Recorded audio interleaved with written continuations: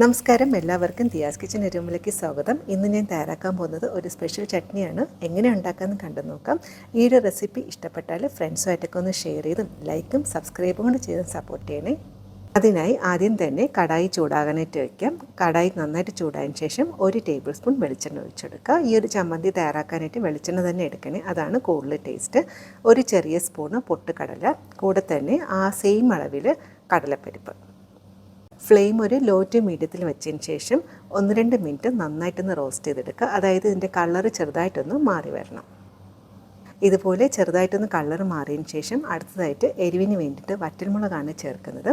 3 എരിവുള്ള വറ്റൽമുളകും 3 കാശ്മീരി വറ്റൽമുളകും. ഇങ്ങനെ ആകുമ്പോൾ അത്യാവശ്യം കളറും എരിവും ഉണ്ടാവും. ഇനി മുളകും കൂടി നന്നായിട്ടൊന്ന് റോസ്റ്റ് ചെയ്തെടുക്കുക. മുളക് ചേർക്കുന്നതുകൊണ്ട് തന്നെ ഫ്ലെയിം തീരെ സിമ്മിലാക്കി വെക്കണേ, അല്ലാന്നുണ്ടെങ്കിൽ പെട്ടെന്ന് തന്നെ കരിഞ്ഞു പോവും. അപ്പോൾ നമുക്ക് എരിവിന് ആവശ്യാനുസരണം മുളക് ചേർക്കാം.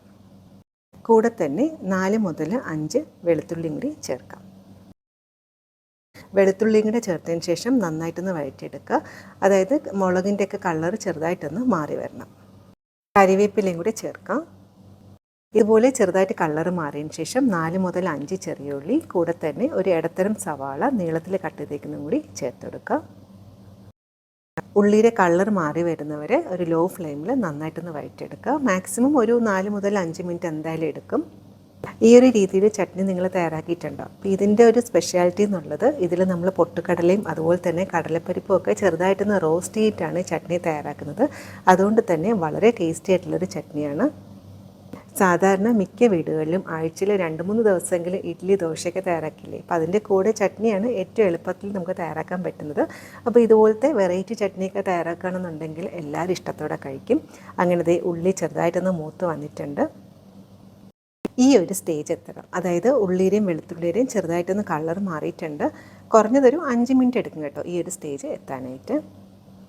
ഈ ഒരു ചട്നിയിൽ നമ്മൾ ടൊമാറ്റോ അല്ല ചേർക്കുന്നത്, പകരം വാളൻപുളിയാണ് ചേർക്കുന്നത്. ഈ ഒരു അളവിന് ചേർത്തെടുക്കുക.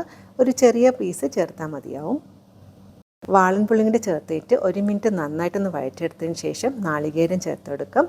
1/2 കപ്പ് നാളികേരമാണ് ചേർക്കുന്നത്. അധികം ചേർക്കേണ്ട, ഒരു 1/4 കപ്പ് മുതൽ 1/2 കപ്പ് വരെ ചേർക്കാം. ഇനി ഗ്യാസ് ഓഫാക്കിയതിന് ശേഷം 1-2 മിനിറ്റ് നന്നായിട്ടൊന്ന് വഴറ്റിയെടുക്കുക. അതായത് ഈ ചൂടി കിടന്ന് തന്നെ ഈ നാളികേരവും ചെറുതായിട്ടൊന്ന് സോഫ്റ്റായിട്ട് എല്ലാം കൂടി നന്നായിട്ടൊന്ന് യോജിച്ച് കിട്ടണം. വേണമെന്നുണ്ടെങ്കിൽ ഈ സമയം നമുക്ക് ഉപ്പ് ചേർക്കാം. അങ്ങനെ എല്ലാം കൂടി നന്നായിട്ടൊന്ന് വഴറ്റിയെടുത്തിട്ടുണ്ട്. ഇനി ഇത് ചെറുതായിട്ട് തണുക്കാനായിട്ട് വെയിറ്റ് ചെയ്യാം. തണുത്തതിന് ശേഷം നമുക്കൊരു മിക്സിയുടെ ജാറിലോട്ട് മാറ്റാം. ചൂട് മാറുന്ന സമയം കൊണ്ട് തന്നെ ഞാൻ ഇഡ്ഡലിയാണ് തയ്യാറാക്കുന്നത്. മാവ് ഇഡ്ഡലി തട്ടിലോട്ട് ഒഴിച്ചിട്ടുണ്ട്. ചമ്മന്തിക്കൂട്ട് ചെറുതായിട്ട് തണുത്തതിന് ശേഷം മിക്സിയുടെ ജാറിലോട്ട് മാറ്റിയിട്ടുണ്ട്. ആവശ്യത്തിന് ഉപ്പും കുറച്ച് വെള്ളം കൊണ്ട് ചേർത്തിട്ട് നല്ല പേസ്റ്റായിട്ടൊന്ന് അരച്ചെടുക്കാം. ഇതുപോലെ നല്ല പേസ്റ്റായിട്ട് അരച്ചെടുക്കുക. ഈ സമയം ഉപ്പ് നോക്കുക, ഉപ്പ് ആവശ്യമാണെങ്കിൽ ചേർത്തെടുക്കുക. അതിനുശേഷം ഒരു സെർവിങ് ബൗളിലോട്ട് മാറ്റാം. ഈ ഒരു ചട്നിയുടെ കൺസിസ്റ്റൻസി എന്ന് പറയുന്നത് കുറച്ച് ലൂസായിട്ടാണ്, അതായത് ഒത്തിരി കട്ടിയായിരിക്കില്ല ഈ ഒരു കൺസിസ്റ്റൻസിന് ആക്കേണ്ടത്. നമുക്ക് എത്രയാണോ ആവശ്യമുള്ളത് അതനുസരിച്ച് വെള്ളം ചേർക്കുക. വെള്ളം ചേർക്കുകയാണെന്നുണ്ടെങ്കിൽ അതനുസരിച്ച് ഉപ്പും കൂടി ഒന്ന് നോക്കിയിട്ട് ആവശ്യമാണെങ്കിൽ ഉപ്പും കൂടി ചേർക്കുക. ഞാനിപ്പോൾ നോക്കിയപ്പോൾ ഉപ്പൊക്കെ പാകത്തിനാണ്. വളരെ ടേസ്റ്റി ആയിട്ടുള്ളൊരു ചട്നിയാണ്. ഇനി ഈ ചട്നിക്ക് കുറച്ചും കൂടി ടേസ്റ്റ് കൂട്ടാൻ വേണ്ടിയിട്ട് നമുക്ക് താളിച്ചും കൂടി ചേർക്കാം. അതിനായി പാനിലോട്ട് കുറച്ച് വെളിച്ചെണ്ണ ഒഴിച്ചിട്ടുണ്ട്. വെളിച്ചെണ്ണ നന്നായിട്ട് ചൂടാൻ ശേഷം കടുക്, വറ്റൽമുളക്, കരിവേപ്പില. ഇനി ഇതെല്ലാം നന്നായിട്ട് മൂത്ത് വന്നതിന് ശേഷം ഒരു 1/4 ടീസ്പൂൺ മുളക് പൊടിയും കൂടി ചേർത്തെടുക്കാം. കാശ്മീരി മുളക് പൊടിയാട്ടോ ചേർക്കുന്നത്. ഇനി ഫ്ലെയിം ഓഫാക്കുക. താളിച്ച് റെഡി ആയിട്ടുണ്ട്.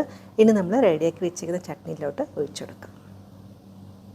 താളിക്കുമ്പോൾ ഒരു കാര്യം പ്രത്യേകം ശ്രദ്ധിക്കാനുള്ളതെന്ന് വെച്ചാൽ, നമ്മളിപ്പോൾ മുളക് പൊടി ചേർക്കുന്നുണ്ടെങ്കിൽ ഫ്ലെയിം ഒന്ന് ഓഫാക്കിയതിന് ശേഷം മാത്രമേ മുളക് പൊടി ചേർക്കാവൂ. ഞാൻ ഫ്ലെയിം ഓഫാക്കാനായിട്ട് മറന്നുപോയി. അതുകൊണ്ട് തന്നെ മുളക് പൊടി ചെറുതായിട്ടൊന്ന് മൂത്തുപോയി. ചില ദിവസങ്ങളിൽ നമ്മൾ പാചകം ചെയ്യുമ്പോൾ എല്ലാം നല്ല പെർഫെക്റ്റായിട്ട് വരണം എന്നില്ല. ഇതുപോലെ ചെറിയ ചെറിയ അബദ്ധങ്ങളൊക്കെ ഉണ്ടാവാറുണ്ടല്ലേ. സാരമില്ല, എപ്പോഴും നമ്മൾ ഉണ്ടാക്കുമ്പോൾ എല്ലാം പെർഫെക്റ്റായിട്ട് തന്നെ കിട്ടണം എന്നില്ല. പക്ഷേ ഇതിൻ്റെ ടേസ്റ്റ് പ്രശ്നമൊന്നുമില്ല കേട്ടോ. ഞാനത് ടേസ്റ്റ് നോക്കിയപ്പോൾ വളരെ ടേസ്റ്റിയാണ്. താളിച്ചും കൂടെ ചേർത്തതിന് ശേഷം നന്നായിട്ടൊന്ന് മിക്സാക്കി എടുക്കാം. ഈ സമയം കൊണ്ട് തന്നെ ഇഡ്ഡലിയും റെഡിയായി കിട്ടിയിട്ടുണ്ട്. ഇന്നത്തെ ബ്രേക്ക്ഫാസ്റ്റ് ഇതാണ്. നല്ല സോഫ്റ്റ് ഇഡ്ഡലിയും കൂടെ തന്നെ ഈ ഒരു സ്പെഷ്യൽ ചട്നി. ഇഡ്ഡലിയുടെ ഒരു ബെസ്റ്റ് കോമ്പിനേഷൻ എന്ന് പറയുന്നത് സാമ്പാറാണ്. എങ്കിലും ഇതുപോലത്തെ ഒരു സ്പെഷ്യൽ ചട്നി ഉണ്ടെന്നുണ്ടെങ്കിൽ നമ്മൾ എത്ര ഇഡ്ഡലിയോ ദോശ കഴിച്ചെന്ന് അറിയില്ല. വളരെ ടേസ്റ്റി ആട്ടോ ഈ ഒരു ചട്നി. തീർച്ചയായിട്ടും ട്രൈ ചെയ്ത് നോക്കുക. ഞാനൊന്ന് ട്രൈ ചെയ്ത് നോക്കിയിട്ട് കറക്റ്റൊരു റിവ്യൂ പറയാമേ. കൊള്ളാം, നല്ല ടേസ്റ്റാണ്. അതുപോലെ തന്നെ അത്യാവശ്യം എരിവുണ്ട്. നമ്മൾ സാധാരണ ചട്നി ഉണ്ടാക്കുന്നതിനെക്കാട്ടിലും ഒരു വേറിട്ട രുചിയാണ്. അതായത് നമ്മളിതിൽ ചേർത്ത ആ ഒരു എന്താ പറയുക, കടലപ്പരിപ്പും ആ ഒരു പൊട്ടുകടലയൊക്കെ റോസ്റ്റ് ചെയ്തില്ലേ, അതിൻ്റെ ഒരു ടേസ്റ്റ് നന്നായിട്ട് കിട്ടുന്നുണ്ട്. തീർച്ചയായിട്ടും ട്രൈ ചെയ്ത് നോക്കുക. ഒരു ഗസ്റ്റ് വരുമ്പോഴോ അല്ലാന്നുണ്ടെങ്കിൽ ഒരു സ്പെഷ്യൽ ചട്നി ഉണ്ടാക്കി കഴിക്കണം എന്ന് ആഗ്രഹം തോന്നുകയാണെങ്കിൽ ഈ ഒരു ചട്നി വളരെ നല്ലൊരു ഓപ്ഷനാണ്. എല്ലാവർക്കും ഇഷ്ടപ്പെടും. ട്രൈ ചെയ്ത് നോക്കിയിട്ട് ഫീഡ്ബാക്കും കൂടെ അറിയിക്കാൻ മറക്കരുത്. കഴിയുന്നത്ര സന്തോഷമായിട്ടിരിക്കാനായിട്ട് ശ്രമിക്കുക. ഇതുപോലെ വേറെ റെസിപ്പി ആയിട്ട് കാണാം. താങ്ക്